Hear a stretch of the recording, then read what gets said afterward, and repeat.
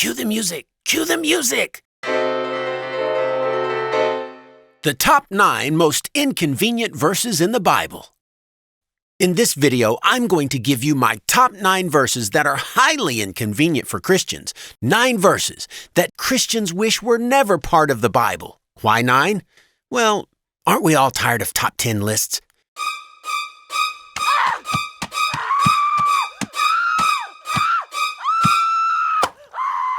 Strike 3, you're out! Where was I?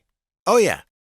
Christians may love John 3:16, where God loved us so much that he loaned himself out in the disguise of a human for a few hours of physical pain, or Ephesians 2:8 and 9, where you don't have to actually do good things in order to get into heaven. But now we're going to have a look at some mighty embarrassing and highly inconvenient verses that you rarely hear being expounded upon from the pulpit these days. Number 9. Matthew 5:22. Jesus forbids calling anyone a fool, and anyone who says, "You fool," will be in danger of the fire of hell. Pfft, how inconvenient is this one? You mean Christians aren't allowed to call those foolish atheists fools? Bummer. Number 8. Luke 24:25. Jesus calls 2 people fools to their faces. Then he said unto them, "O fools, and slow of heart to believe all that the prophets have spoken." My. We just saw Jesus commanding people not to call other people fools. I guess this is a case of do as I say, not as I do. But this isn't the only time Jesus insults someone calling them a fool. He verbally assaults the Pharisees by calling them fools, hypocrites, whitewashed tombs, and snakes. Luke 11:40. Foolish ones, did not he who made the outside make the inside also? Most inconvenient, since we just saw Jesus teach that anyone who calls someone a fool is in danger of hellfire. Doesn't this make Jesus a hypocrite who is in danger of going to hell? I forgot. Jesus is exempt from his own moral standards. He apparently doesn't need to set the example for the rest of us to follow. Number 7. Matthew 5:44. Love your enemies. But I say to you, love your enemies, bless those who curse you, do good to those who hate you, and pray for those who spitefully use you and persecute you. It hurts. Matthew 5:44, inconveniencing Christians for over 1900 years. This one hurts so much because at best, Christians usually love their enemies about as far as they can throw them. This command is repeated several times in the New Testament, but I suppose the need to burn a witch or bomb an abortion clinic outweighs the need to obey Jesus' commands. And if you plan on posting a hateful comment, Number 6. John 2:15. Jesus has a temper tantrum and attacks people in the Jewish temple. When he had made a whip of cords, he drove them all out of the temple, with the sheep and the oxen, and poured out the changers' money and overturned their tables. Wait, didn't we just hear Jesus commanding people to love their enemies? Yet we see Jesus violently attacking people in a public place with a homemade whip. Must be another case of do as I say, not as I do, right? Or maybe this is that tough love we keep hearing about. Number 5. 1 John 3:9. True Christians cannot sin. Whoever has been born of God does not sin, for his seed remains in him, and he cannot sin because he has been born of God. Say what? This deserves a second look. Whoever has been born of God does not sin, for his seed remains in him, and he cannot sin because he has been born of God. I just want to know one thing. What was this guy smoking? This contradicts tons of verses all over the New Testament, including one inside 1 John claiming that Christians who do sin have Jesus as their advocate. But am I just jerking this verse out of its context and twisting the real meaning? If I am, I must also be jerking this one out of its context too. 1 John 3:6. Whoever abides in him does not sin. Whoever sins has neither seen him nor known him. In 2 different verses of 1 John, the author claims that true Christians cannot and do not sin. I would just like to ask any Christians watching this, how's that been working for you? Number 4. Matthew 15:24. Jesus only came to save the Jews, not Gentiles. He answered, I was sent only to the lost sheep of Israel. Did I just hear Jesus say what I think he said?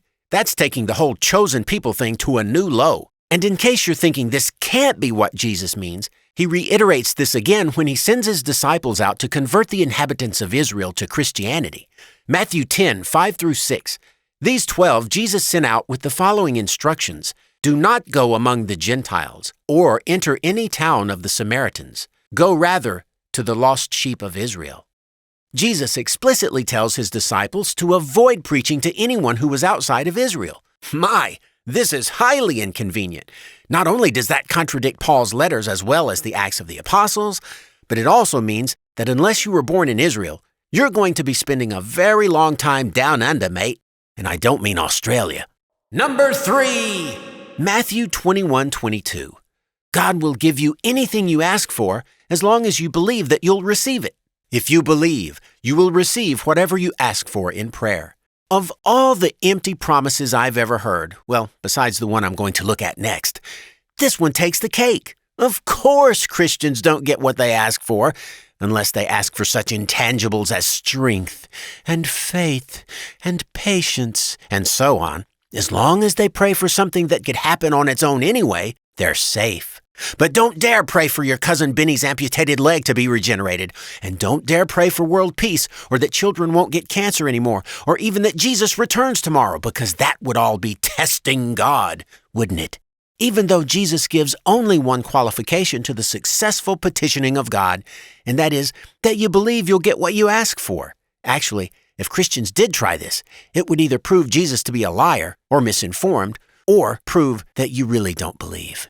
And that's scary territory. So let's just reinterpret this to mean you'll get what you ask for as long as it isn't a miracle, even though Jesus made this promise right after cursing the fig tree. And let's not even bring up the self-deception of thinking that maybe God will grant my prayer one day. But you know, deep down, that day will never come. Number 2, John 14:12. Christians will do greater miracles than Jesus did. Very truly, I tell you, whoever believes in me will do the works I have been doing, and they will do even greater things than these, because I am going to the Father. I'm sorry. I can think of at least 3 explanations for the complete lack of miracles Christians have been doing for the last 1900 years or so. 1, there are absolutely 0 true Christians. Or explanation number 2, Jesus was gravely mistaken in his claim. Or explanation number 3, and this is my take, the Gospels are mere fiction, and Christianity is just a man-made myth. Either way, I'd like to ask those Christians who are watching, who have you raised from the dead lately? And now. Hey, can I get a drum roll or something? Thanks. Number 1! The number 1 most inconvenient verse in the entire Bible. Okay, I'm going to make this a 2-verser so I don't get accused of yanking it out of context. Matthew 5:17 and 18. The Mosaic Law is still in effect until the world is destroyed. Think not that I have come to abolish the law and the prophets. I have not come to abolish them, but to fulfill them. For truly I say to you, till heaven and earth pass away, not one iota, not a dot will pass from the law until all is accomplished. Ouch! That hurts worse than getting kicked in the family jewels by a talking donkey. This has to be the most inconvenient verse in the entire Bible, because it means that every last Mosaic law that pertained to the average Jew also pertains to every modern-day Christian. Yes, those pesky rules about eating unclean animals like pigs and shrimp. No more BLTs or shrimp barbecues for you, Mr. and Mrs. Christian. Oh, and gays? You know what must be done to those abominations, right? Death! And better stock up on your livestock, because you'll need plenty of animals to slaughter when you've committed those inevitable sins that are just around every corner.